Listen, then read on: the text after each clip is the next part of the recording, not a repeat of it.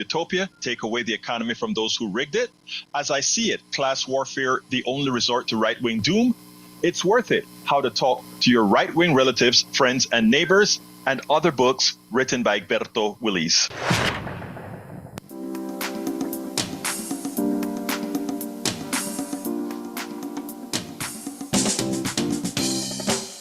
Welcome to Politics Done Right. My name is Egberto Willis, your host. Good morning, Houston. Good morning, Harris County. Good morning to the great state of Texas. Good morning to the United States of America. Good morning to the entire world receiving our signals via the magic of El Internet, formerly known as the ARPANET, created by whom? We the people. But without further ado, let's go to the studio.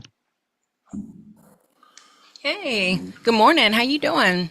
Good morning. You know, I had to run to the studio quick because I had a sneeze.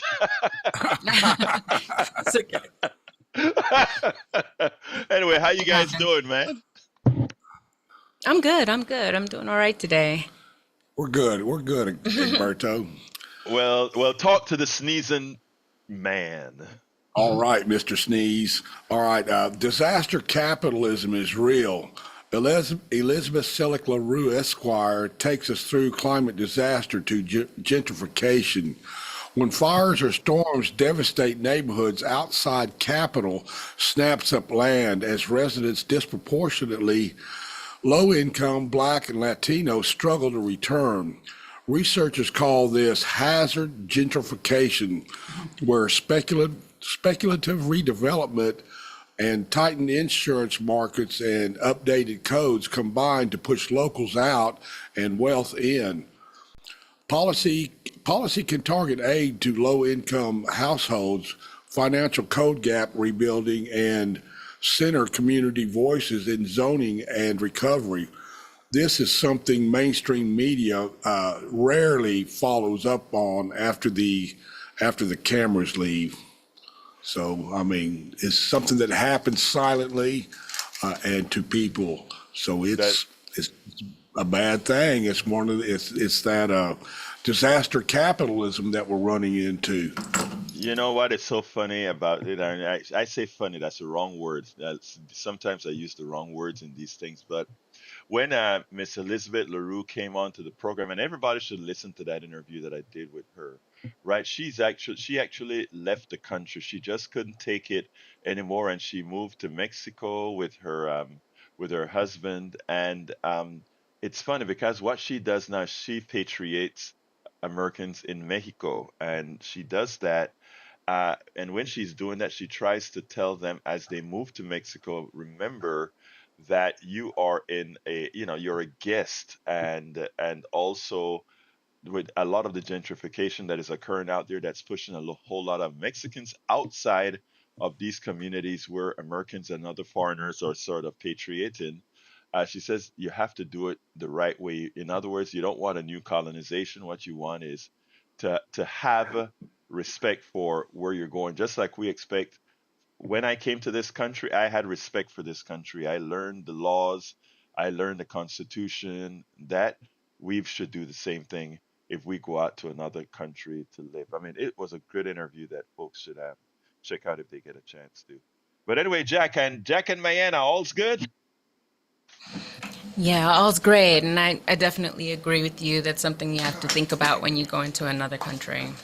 Yeah, I mean, we expected here. In fact, we sort of demanded folks would have a tendency to say, but what you say about those communities that want to speak Japanese or Korean or Spanish or whatever, you'd really take a look at it and see, hey, actually, folks that come over here, they actually do a whole lot more Hmm. here when it comes to learning the culture here than when we go over to other lands. I mean, generally, if And you I go came ahead. from St. Lucia, and when we came over, pretty much every male in my family went to the armed services.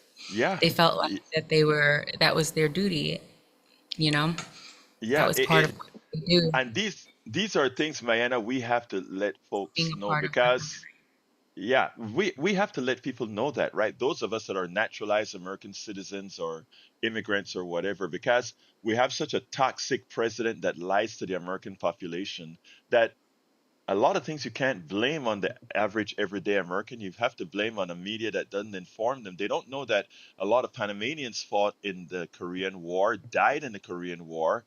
They don't talk about, America going into the respect that we give America as foreigners, naturalized citizens when we come over here. A lot of that isn't given back when Americans go into Right. Jamaica or Panama or Oh, whatever.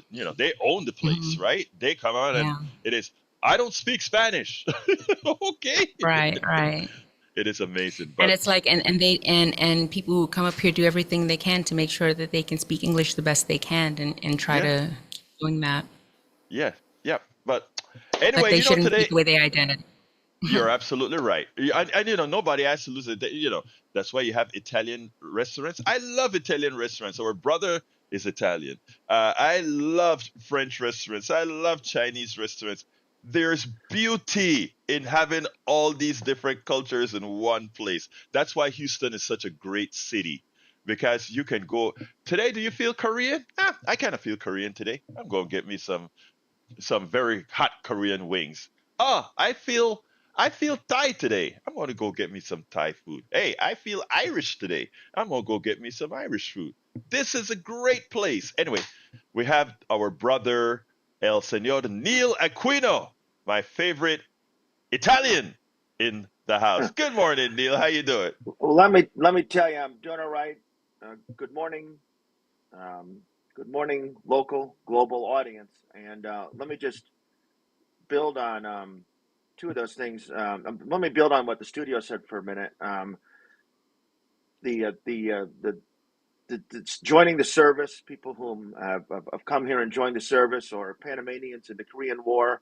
My father was a Korean War medic. He paid for that all his life, and me and my mom paid for it a little bit too. And when I was when I he wasn't macho or anything. Didn't have any bravado attached to it, and he was proud that he had brought some measure of democracy to South Korea in time. And when I see Trump glorifying the North Korean leader right in the presence of the South Korean, and there's problems with South Korea, but um, it's painful. I'm glad my father isn't here to see that, and for folks who have come from another country and joined the service to give something back. Or my father's service. The betrayal is crazy. The level of betrayal, and you think that we fought the Confederacy, the Nazis, the North Koreans, Hmm. and we are giving all that back. And then on the theme of disaster capitalism, that made me remember Hurricane Ike. And I googled just now Ike, and there's a advocacy group called Texas Housers here in town, and they do some good work. And here's it from 2011. In an unusual letter to Galveston Mayor Joe Jaworski, who was on the right side of the question, three HUD leaders told Galveston to move forward to rebuild public housing destroyed by Hurricane Ike or face the loss of federal funding. So that was under the Obama presidency, but and I can't give you the blow by blow, but that was a huge issue after Hurricane Ike, and Mayor Jaworski was on the right side of that. In fact, he lost his seat as mayor of Galveston. A lot of folks did not want to rebuild that public housing in Galveston. Disaster capitalism. And we were talking about, before we went on the air, the 20th anniversary of Katrina, another story with a local angle, because so many of the good folks came over here to Houston.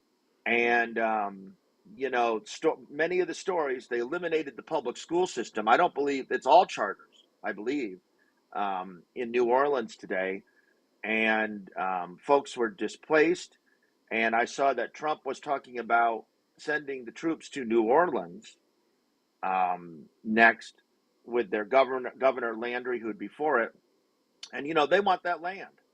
They want that land. And we see the District of Columbia, where there's 14 bills now. This came out yesterday, to get rid of home rule, to lessen home rule um, in the District of Columbia. And one thing they really want control of is the juvenile justice system. So these young people, it'd be a federal crime, right? We have that say, hey, don't make a federal crime of it. So these young people will be in a federal system, and they want that land. They want to depopulate those people. colonization. We talked a little bit this morning about colonization before we went on, and they want that land in the District of Columbia and in New Orleans, just like they want it in Gaza, um, for mass displacements. And the local angle, because we try to keep it local here, Houston, is there have been waves of gentrification after our endless floods and storms. Every time we have something, it helps move people out, and it's disaster capitalism, and it's some disaster democracy we got Absolutely. going on too. Let me just tell you something, Neil. Local angle is national angle these days. Sure That's is. just Yeah. the reality of it. And by the way, our audience, the national audience, they know Neil Aquino well now, because I mean you've covered some darn good subjects, brother. So you have folks listening to you from just about all over. I'm looking at our chat right now. You have people listening to you from just about all over, brother. But let me just say this. Lately, I've been a bit more. Before I can, let me just say welcome aboard, John Cotter, listening from Dayton, Oh, Ohio. How you doing, John? Great to have him here, oh, my a brother. great We have American, John great Carter. American, president Yeah. of the Humble Area Democrats, and a great activist out here in the area. Thank you for being here, John. We also have Harry Denson from Missouri City, Texas. Joe from Los Angeles, California. We have Lisa Blair from Atlanta, Georgia. Of course, we have Jane B in North Carolina. Tim Fletcher, Port Sitter, LA. Port Sitter? I don't think I've seen the name before. I love that name. Port Sitter. I'm sitting on my porch. We also have LAC, Steve Berger, Maggie Neal, John A. Davis, Fem K. Remember the first few dozen on Substack, I don't see because of when, there's a delay in the way they send things over. But also, I've been lately, Neil, and I'm going to get onto your subjects in a minute, but I just want to tell our audience this. Lately, I've been getting a few people upset because I've been talking about the ills of the type of capitalism that we have today, and I pretty much said that capitalism is working as designed, because a lot of folks came into the chat later on and said things like, "What we need is regulated capitalism and all that kind of a stuff," and I'm like, it has to go beyond that now, because again, the design of capitalism is to do exactly what it's doing, and ultimately, if you study derivatives, right? You figure out that where do things converge? The convergence of capitalism is monopoly, and that is you just have to listen to Alan Greenspan when he says something like, the sole purpose of capitalism is not for social issues, etc. There are two things they defined it as, and that is one, the efficient allocation of resources, which is a fallacy. Just look at healthcare, and you'll see that it doesn't allocate resources efficiently. But secondly, they talk about it being what is the word? The design of it is for the maximization of profits for the shareholder, and which is done by giving big bonuses again to your executives. By design, what that means is you constantly try to make your profits more, which means ultimately you take, if you have a competitor, you've got to annihilate the competitor so that you can continue that growth. The design of the system is eating yourself.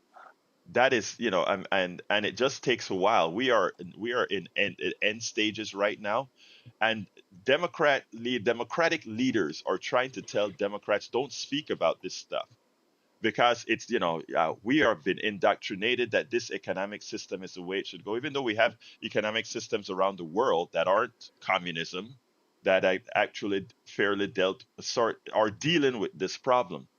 And what I think, and Mayana was talking about this a few minutes ago, when we spoke about Mandami dancing. The reason this guy is doing so well is because he has defied the tenets that says you can't help people, because that's what capitalism says, right? You can't help people. You just have to maximize capital. You can't help people. It's not within the design. So what does he want to do? He wants to open a grocery store, since capitalism would not build a grocery store in these areas. He says, for the things that the private sector refuses to do, we're going to do. When Biden says, I'm going to build internet throughout the rural areas, they call that socialism. You know what? The rural areas still don't have their high speed internet just because, Republicans have given it a label. Think about it, folks. Think about things of that issue. But anyhow, I just needed to say that. So for those of you who are telling me, oh, we are with you, but be careful the way you say it because you're going to hurt us. No, I say let's educate our brothers and sisters so that the miseducation for the Powell memo that have existed since well, the Powell memo came in the 70s, but the lies that we've been told from the inception, from slavery to genocide to all these things that we have done, we don't call it under the right name, but that we've done. Let's educate folks. It's a very few amount of people controlling this system that are hurting absolutely all of us. Welcome aboard, LBW, our teacher in the house. He says, if you don't see me around 6 o'clock or a little after 6 in the chat, I'm late for school. I guess you're not late for school today, LBW. All right, come on in, brother Neil. Talk to me. Right. So I just want one thing I want to highlight briefly before we get too deep. Houston Democracy Project, HoustonDemocracyProject.com, and I've been posting a weekly grassroots Houston area schedule. So I try to focus on groups that are outside of elected officials, outside of the more well-known nonprofits, just grassroots action. So if you go to HoustonDemocracyProject.com, go to the blog. It's the most recent post, and there are actions all over. I've got things in Kingwood, Conroe, Katy, Fort Bend. There are great people doing great work. We referenced John Carter earlier, president of the Humble Area Dems, and these are Democratic Party spaces and non-Democratic Party spaces. And what bounds them together is the so much of the work opposing what's going on is being done by volunteers, average people, and all over the area. That's really one point, because you will hear that someone will tell me they live somewhere, wherever it is, and the person 5 doors down is afraid to put up a bumper sticker or put up a sign. They don't know how many like-minded people there are. I've been talking the last few days to a man in Clear Lake who's been doing some organizing. So wherever you are, locally in the Houston region, or for all of the national participants we have here today, find that person near you, and organize something yourself. All of this stuff is self-starting. The First Amendment is your permit. Okay, we lost Neil for a second here. I think his system went down. He said, your First Amendment is your permit, and then we lost him. He's going to be back in a minute. But let me just say this. Welcome aboard, Alisarian Dreams. He's back. Welcome aboard, Alisarian Dreams from, let's see, from, I always forget the name of that area. I don't know why. But anyway, near the belt. Anyway, thank you for being here, Alisarian Dreams. Continue, Neil. So I was, the First Amendment's your permit. The next action is when you organize it. You don't have to feel self-confident. I stress that all the time. You do not have to feel self-confident. Just proceed. Voting is not going to be enough. We're going to have to organize, and you saw that in South Korea, to go back to what we talked about at the beginning, when they declared martial law a few months ago, at the end of last year, and people came and fought that. So HoustonDemocracyProject.com. There's a grassroots schedule. Please check it out and organize something yourself. Summerwood, thank you, Alice Aaron Dream. Summerwood. Let me just say this, Neil, because I'm glad you brought up South Korea. South Korea had a strongman attempt to do the same thing Donald Trump is Mm-hmm. doing, put Mm-hmm. declaring martial law, etc. And the people came out in droves. Yep. They kicked him out of office, and they elected a new president. So I mean, the people have power. All of you that are listening have power. What Trump and his sycophants want to do is put you. They are paper tigers. First of all, remember that they are paper tigers. But paper tigers are lethal if you don't use the scissors on them. Okay. So what you all who want democracy, who want to keep democracy, do remember any declaration of martial law or whatever, because it would be illegal. In other words, what he's trying to do is use the technicalities to take over. Don't allow it to happen. This is our country. Whether you're Republican, Democrat, Independent, or whatever, it is our country. And one never allows a thug, a autocrat, to make us different from what we are. Yesterday, we spoke a lot about what we're losing in America. If we stand up, it would be the beginning of re-earning our international reputation. Welcome aboard as well, Eddie Nart. Thank you for being here. And in the chat, I want to welcome Adam W. and Dale. Continue, my brother. Great, and you see in Brazil, they've stood up to Bolsonaro. They've stood Yes. up in a way that Biden should have dealt with January 6th. I attended a Labor Day, the 50501 folks and a coalition. The Houston Democracy Project was part of that coalition, though I didn't do anything to organize it. Put on a Labor Day march, a Labor Day rally, then march from the water wall proximate to the Galleria down Westheimer to Lamar High School. So it was about a 2.5 mile walk. It was hot as could be. And what I want to highlight out of that, the crowd was, I don't know, 300. It was hot, and folks were concerned about how they would get back from Lamar to it was, there were some inhibitions on it. But boy, the police presence, okay? The police presence, it was like the James Bond movies with Q. You go to the weapons laboratory, and he's got the Aston Martin with the ejection seat, and Yep. or the Spy Who Loved Me, the car could go underwater.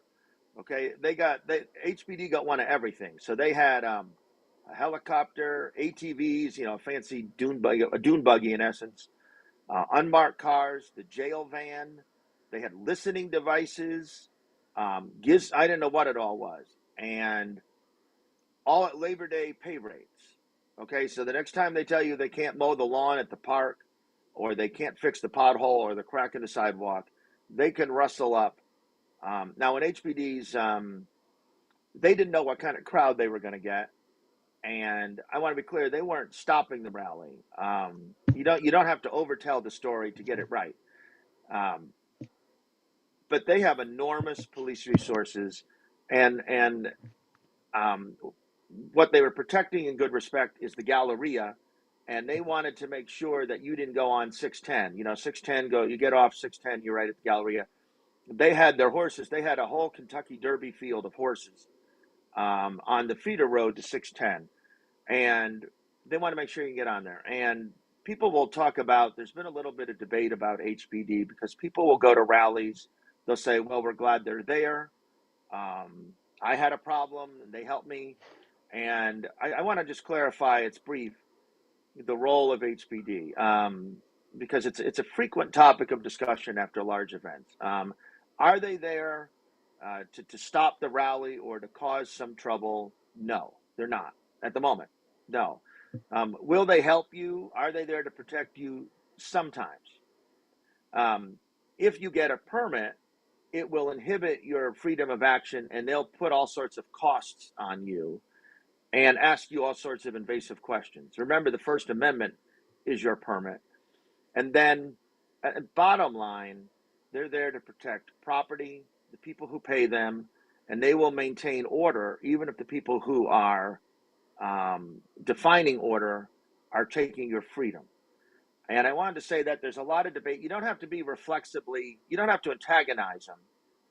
You don't have to be reflexively saying every officer is bad, but it's just as unsafe to trust them to guarantee your rights.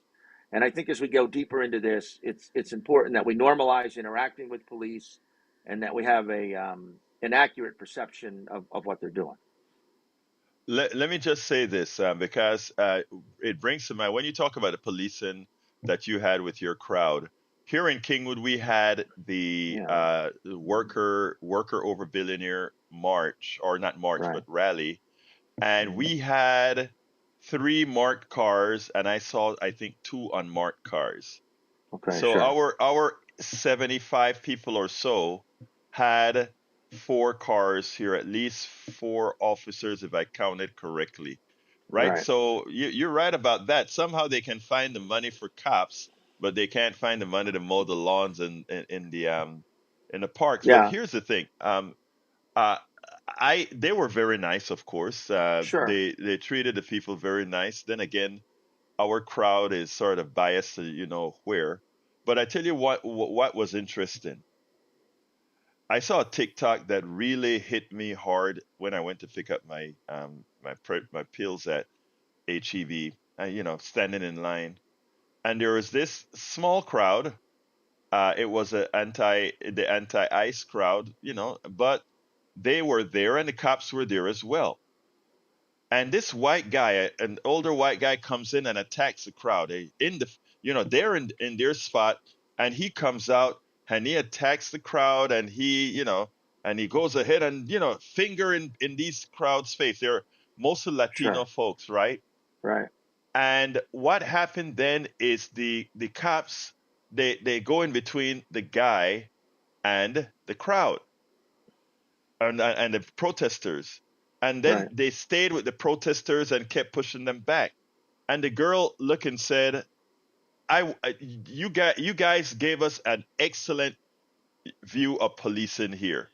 Mhm. Here we have somebody who came to disrupt, meaning the white guy who comes in there and finger points the guys and in the faces of the protesters, while the cops surrounded the protesters, and the guy was just left alone. Right. The guy who created the problem was left alone, and right then and there it reminds me of something I told my daughter. I tell people over here all of the time. I'm a professional guy. I do my work. I don't create problems or anything like that. And to date, I don't call the police. I'd stay as far away from Mhm. cops as possible. Bruce, my buddy, I call him my white brother from another mother.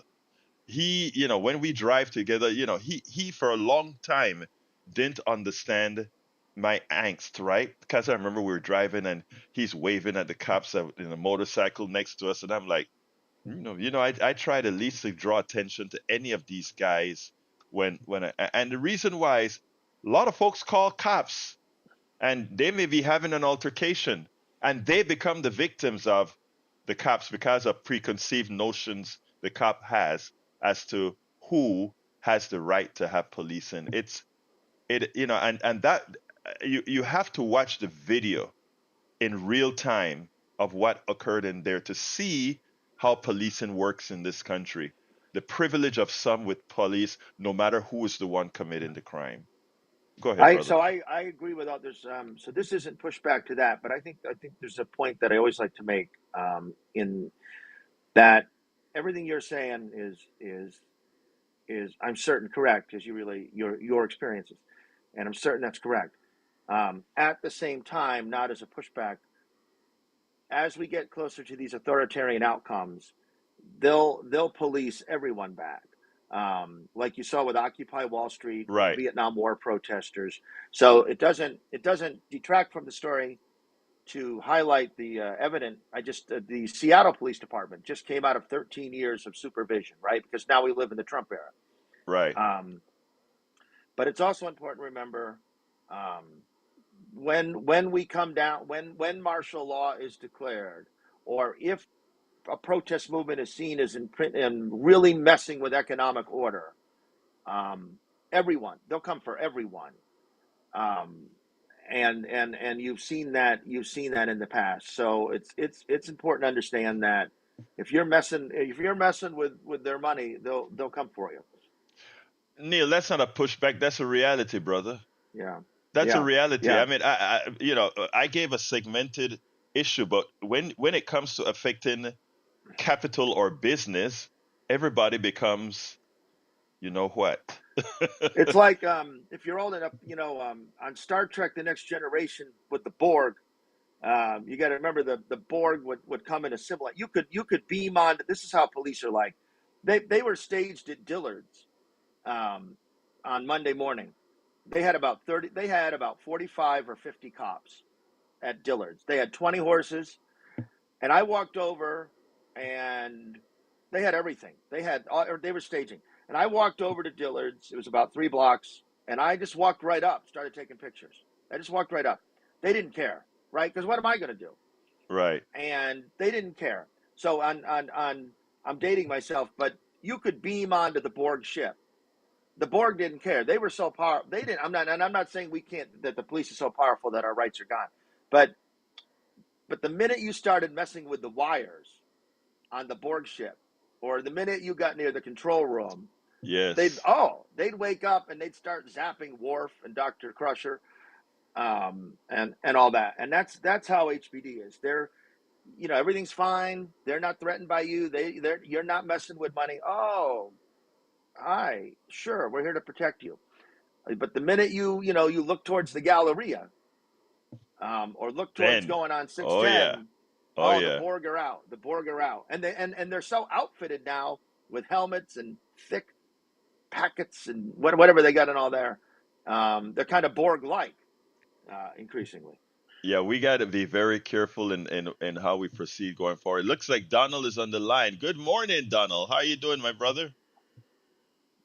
Hey, good morning. On your TikTok video, isn't that guy practicing his power of freedom of speech as well as the protesters? Yes, he is. But let me give the little what. That's why I said I wish I had saved the video. He came into their spaces and point the fingers and back them up. In other words, his free speech doesn't include putting his finger into people's faces, walking up to them, having them retreat. In other words, he was in their spaces. In other words, he was confronting them. In other words, instead of standing their ground as he's pointing their finger in their face, they're backing up to prevent him from touching them. If they had stayed put, he would have had touched them, right? And the idea, Donald, is that when the cops came in and separated them, they treated the protesters as the aggressor and the other guy just walking just behind. They had no police presence for him. And that's what I'm talking about. Anything else, brother? Well, that's the way it works. It's just like going by the Galleria. Those people are there to spend their money because they have money. If you don't have money because you're protesting, they have to. Well, That's that's just the way it interesting. works. They don't want you going on the freeway because in Texas we'll run you over. Neil want to answer you. Go ahead, Well, Neil. let me just say, there's a lot of material there. I will say with Donald, with what police are trained to de-escalate. I'd like to see the video. Police are trained in these circumstances, and they will tell you to de-escalate conflict. That doesn't mean they're sympathetic to the protesters, but a little bit of probably what they were doing was de-escalating it. I don't know that that the protesters didn't have money. Frequently, when I protested Senator Cornyn's office, they yell one of two things: "Who's paying you?" or "Get a job." So I wish that people would determine it, what it is. And no one was planning to go on the freeway. That's the thing. And I wish that the city of Houston would protect democracy as aggressively as it protects the Galleria, and 610. And then also, lastly, that we run you over. The idea that the penalty for protesting on a freeway should be death or maiming. I'd have to object to that this morning. Hey, guess what, guys? My lines are it just zoomed up. So, hey, Donald, thank you, my brother. Got to If go to y'all Randy, are okay? going on the freeway and you're standing on the train track, Well, no what one did are it, you sir. going us No one to did it, do? sir. No, No nobody one did did it. that, Donald. Hey, Donald, we talk another day, brother. Thank you for calling in, sir. Thank you. All right, let's go to brother Randy. Come on in, Randy. Hello there. How you doing, I sir? actually have three things that are sort of quick that I want to talk about this morning. Yes, sir. Uh, Real quick, uh, though. I guess I'll do them in reverse order real quick. Is remember that when there was a protest down in the area close to downtown, and the group did take over the freeway. And that has also happened in Austin, where they were. So that makes them sort of worry about that for when certain groups are in play. Well, let me say this very briefly. I think there was a brief moment during the George Floyd protest. Maybe that's you're referencing that you're taking over the freeway. But I would just say, as a Houston driver, that our freeways are every day taken over by aggression, and people violating every rule in the world. And so they are selective on what uses of the freeway that they're hyper on. I also want to say is that the idea behind protests and protesters are willing to go get their misdemeanor when they do certain Mm-hmm. things is to create disruption. I mean, It is. protest without disruption is ineffective. Okay, protest without disruption is ineffective. When we went to St. Louis with the Netroots Nation, we actually shut down the freeway at the center. We marched with Black Lives Matter and shut down the freeway because there was something that we wanted to draw attention to, and people were willing to go to jail for that. But I want to define disruption a little wider, because I think there's tremendous value for people seeing others like themselves willing to protest. To get back to what we said this morning about if you're in Clear Lake, and the person 5 doors down, it's important people know others, Right. others support them, and so disruption. I want to define it widely, um, in that it involves something different than what is normal. Right, absolutely, and that's the only way protest works. If protest was just a nice thing, we wouldn't have the civil rights, we wouldn't have women's rights, we wouldn't Right, have that's gay correct. rights. None of those things would have happened without protest. All right, Randy, give me your other two real quick because I'm running out of time. Okay, the second one was that the housing where where the HUD housing that's currently in place is being taken away and Oh, being moved out. People are being moved out, and then they're supposed to be moved back in. And the HUD qualifications for living in the new housing are changing on them, and I'm not quite sure how to find out exactly what's going on there. well, you gave us some work to do, Randy. What's the first one, my brother? The first one is back to the language, and I identify myself as a person with a heritage that has some dark color in the back of it, even though I look very white. Okay, And my white brother. well, you call me white, and I don't identify that. I'm messing with you, man. You know I'm messing with you, Randy. Come on. And the so anyway, I Tuesday I ordered delivery from a service to get some groceries out to the house, and the service stopped me at 15, so I got my 15, and the person came and they came to the gate, and I went out and got it, and I said, "Can you tell me how do I get to the part of the app where I can order more than 15 at one time?" And the person, a female, could not understand what I was asking. Oh boy.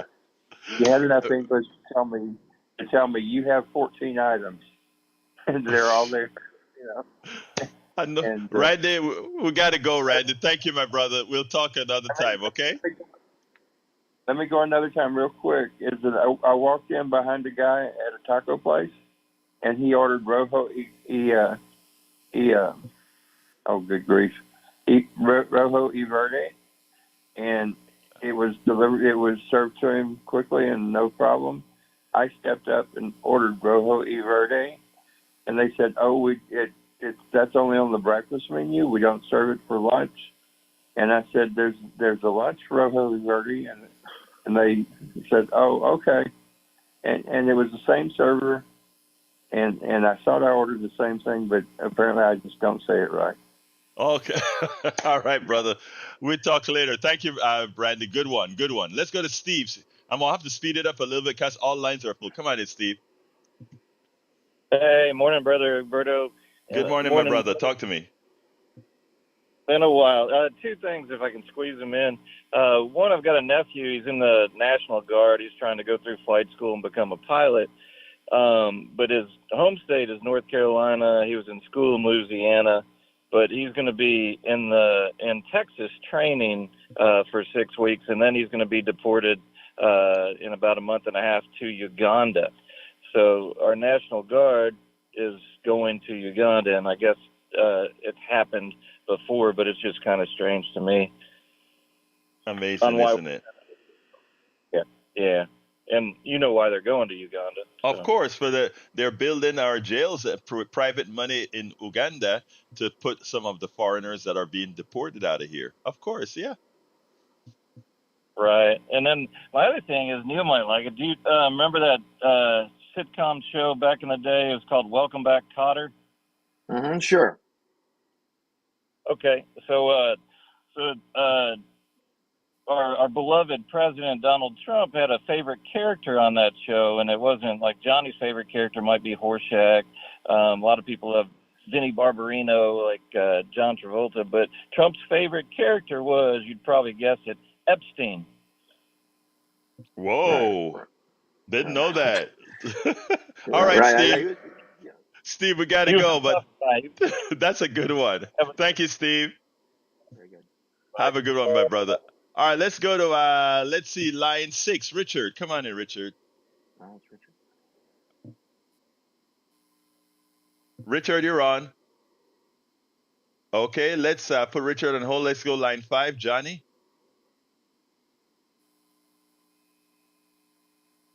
Line 5. There you go. Johnny, you're on.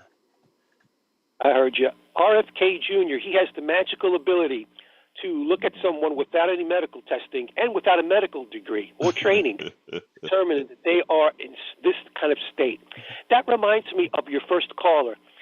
Without even being there, he can, over time, remotely, based on a radio report, determine that all those people that showed up on or near the Galleria, that they're all homeless. Because obviously they didn't have money to spend in the Galleria, and the cops there to protect those who've got money to spend. The one-sidedness is so revealing, and after all this time, you would think this individual would not have an instinct to immediately come to the defense of money. The whole idea of what K50 does is to enlighten people, to bring new processes to them, to have them say to themselves, maybe I was wrong about this. Maybe I'm looking at it the wrong way. And so far, I feel like we're failing in that regard with that individual. I hope that individual realizes that it's not the right of people who show up at the gallery to spend their money because everybody else is homeless. All those people have jobs and families. They are angry, righteously so, and they should be respected instead of corralled like they're the problem. The guy pointing the fingers, he's the one that should have been separated and not pushed back, instead of the others. Let me just say one thing. Some of our callers are a lot of times, and I kind of discern when it is, are tongue in cheek to force me to go ahead and expand that. In other words, when it was brought up that did that guy have the right to free speech as well?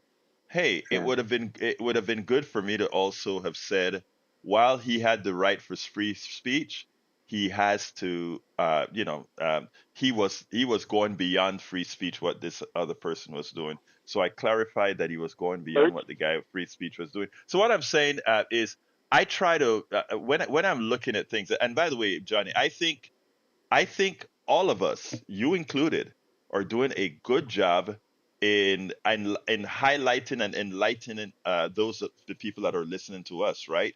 Because again, just the conversation alone tickle people's thinking juices. So I mean, I love all the callers, and I want these callers to keep calling in and pushing, because that is how we enlighten ourselves. Continue, my brother. So, in other words, you're saying all rights are not unlimited, and with regards to free speech rights, we don't get to go to a movie theater on a crowded movie theater on a Friday night. You're That's not your free speech rights. That's common sense. there you And that's go, what brother. And we need to Bye-bye. make that clear. Thank you, Johnny. As usual, good information. Let's see if Richard is back, and then we're going to go to John. Richard, are you there? Okay, we can drop that line then. Let's go to John. Come on in, John.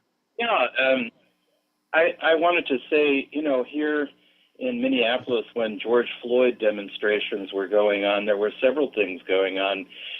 Proud Boys came and they did acts of vandalism. They encouraged arson. So that's one fact that, is going on here, with that. And then also the police themselves, they stabbed the tires of probably about 30 journalists, and then they took out the eye of a journalist from Toronto, a Yes, photojournalist. I So, remember. the police have a really bad record, and of course, the worst record was the killing of George Floyd for, passing whatever, a $20 bill that was not, it may have been counterfeit. So they decided that they were going to be the judge and the jury of that and dispatch him to the next life. We need to have the kind of policing that goes on in Norway or something, or Sweden or something like that, where they are, educated people. They aren't going to victimize the victims. And until we get to that, I just don't understand that. And then also, protecting money, as if money, people that have money have rights and the rest of us do not. And, Exactly. I'm a middle class person still. I understand that. Anyway, that's all. Yeah. Thank you very much, John. As usual, great commentary. And Joe from Los Angeles, California says, Egberto, you should hear me because I get mad at them. I hear you, girl. I hear you. I really do. Look, yesterday a friend of mine called me up. He's documented, but his son is not documented. He called me up and he said they grabbed his son in Dallas. So I'm putting out a call here. He asked me to to find out what are the next steps that he can take with organizations, etc. So if anybody out there who's working con la migra, lo que sea, me pueden ayudar, me pueden mandar, drop me a line at kpft@politicsdoneright.com, kpft@politicsdoneright.com. I want to start arming our website with helpful information from groups that are running. I know a lot of the groups are kind of quiet in the way they work. I think by now you guys know that this stuff we can be trusted. So I'd love for folks to send me an email at kpft@politicsdoneright.com. A friend, and I know this isn't the only one, who called me yesterday in tears. His son was picked up by ICE. He has his papers. His son doesn't have their papers, and it's a long story. So drop me a line, anybody who has some pertinent information. All right, let's go to Brian. Come on in, Brian. Yeah, this goes out to Howard. He can check this. All he has to do is punch in Chinese transformer kill switch. You had 2 callers yesterday that said that the solar panel farm that was shut down, that was due to a national security risk. That's all that was. He doesn't hate the Okay, let me tell you what the lie is, brother. Listen to this, and I hope you'd listen well, because there's a whole lot of myth as far Thank as you for what cutting me off in 30 seconds. I will, yeah, because what happened is you pretty much told a lie for Donald Trump. Let me give you some science, okay? Nobody can control a solar panel unless that solar panel is put on a system that's controllable. In other words, a solar panel does not have an antenna to receive a remote signal. You're anytime, going to keep so talking until you make your uh, point, and then you're going to cut me no, off no, and no. hang up. What I'm trying to tell you here is educate yourself. Howard, look up Uh, Chinese I don't, transformer kill. brother. I don't care if you look up transformer kill switch. It is impossible if you don't have your system online for it to be controllable. Okay, listen to what I'm saying and educate yourself, sir. I write software. I write SCADA. You cannot do it.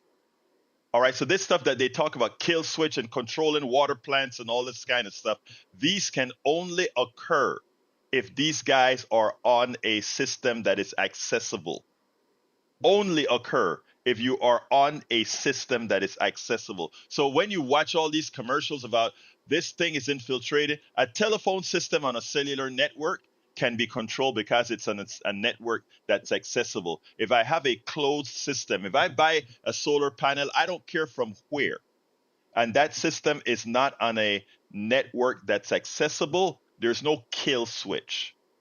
I mean, we have to start again thinking, thinking. Go ahead, Neil. Well, Brian, you need to bust out your wallet. CNN report as of the end of July, electricity prices had surged 5.5% over the prior 12 months, twice the pace of inflation. So rather than worried about that, Brian, worry about Trump's failed promise to cut electricity prices. On the campaign trail last summer, President Trump promised to swiftly cut electricity and energy prices. So I want your focus, Brian, to shift on Trump's failed promise, and he's bankrupting you. It is amazing. You know what is disconcerting is when they make silly statements. Oh, there's a kill switch and they can control. Look, Right. it is so important for While us they're to robbing you blind. while they're robbing you blind. And the thing about it, what's so important is the following, and this for the general audience that listen to, okay? Can you have kill switches and that kind of stuff? Yes. Can let's say an electric car from China have some sort of a kill switch? Well, if it is, let me give some examples, okay? Of how things can happen. Let's say you have a car and your car has a FM radio, right? Even though that car is not on a network, because it has a FM radio that you may turn on, a kill switch could be that it has software that when the radio is getting a signal from your FM signal, that somebody puts in a tone that a reader within the radio causes to do something to a computer system. That's possible, right? But the data flow on a solar panel is sunlight go into a photocell, turn into DC current, goes into a real the thing that converts it to AC current, and then goes into a system. There is no pathway for any externality to create some kill switch, if you will. I can give a technology that could do it. Let's say they did a sort of a Morse code with light, but again, that is impractical. So when they talk about kill switches and all of that, listen and understand what the capability really is, and don't allow them to screw you by telling you these guys are going to do something that they don't have the technical capability or the physical technical capability to occur. And it drives me crazy that they depend on our ignorance to have us fear things. Anyway, we're coming. What else do we have up, Neil? We got about 3 more minutes. They had at City Council yesterday, council members get a brief time to speak about whatever they want. And the chair of the Finance Committee, Sally Alcorn, gave a 5-minute admonishment to Mayor Whitmire that the city's finances are untenable. So if you see a debate about a garbage fee or a tax increase, remember that we have the revenue cap. We're inhibited by the state from raising revenue. And Sally Alcorn, kind of a moderate Democrat, if you see those debates, you see something in the paper, hear something on the radio, the city is near broke, and the police and fire contracts have really gutted us, and that gets back to the incredible amounts of police overtime that we're paying, and the Chronicle detailed that. But if you hear a debate about our city finances, tune into that a little bit. It really is a problem. it is amazing. It is amazing, but we've got to smarten up, Neil. All right, before I'm going to give you a closer at the end. Let's go to the studio to see if the studio has something to say, and then we'll close out with you telling us about Houston Democracy Project. Go ahead, studio. No, we got y'all. Go ahead and wrap it up. Okay, great. Neil, tell us what's happening, what's going to be going on, etc. So, HoustonDemocracyProject.com, Houston Democracy Project, that's me. And there is on the website a calendar, a grassroots freedom calendar.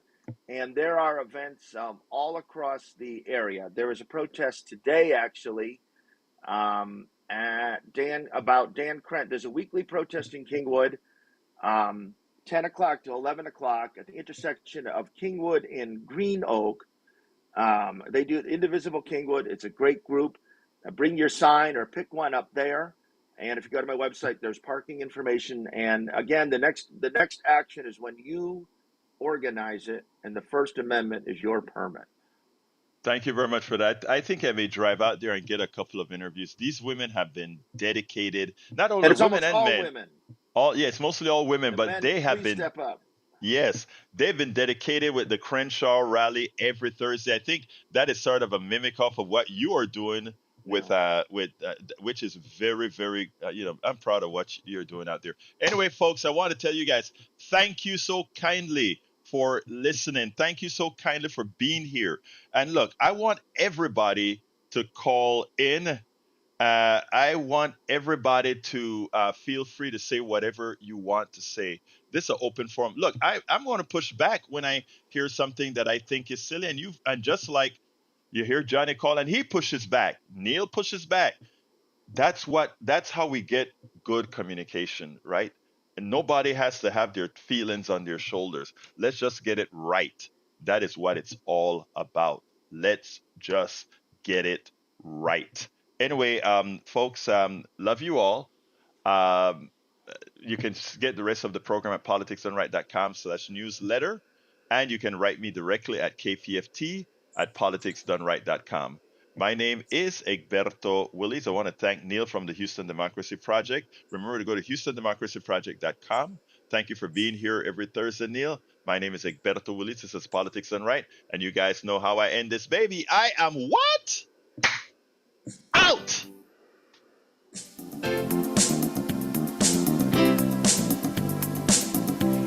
You're listening to the American Democracy Minute, keeping your government by and for the people. Texas Governor Greg Abbott signed his legislature's mid-decade congressional redistricting maps August 29th, manipulated to gain 5 GOP seats at President Donald Trump's request. After California's move to counteract it, Missouri's governor called a special session, and more states are considering rigging their congressional maps. The Texas map splits historically blue congressional districts around Austin, Dallas, San Antonio, and Houston to dilute liberal voting power, including predominantly black and Hispanic communities. Civil rights groups filed suit, claiming communities of color were specifically targeted. California Governor Gavin Newsom signed a retaliatory bill August 21st, asking voters to suspend a hard-fought independent redistricting commission and allow partisans to draw the state's maps to gain Democratic seats. August 29th, Governor Mike Kehoe called the Missouri legislature into a special session beginning September 3rd to also draw new congressional districts. Republicans already hold a 6-2 advantage, but the Kansas City area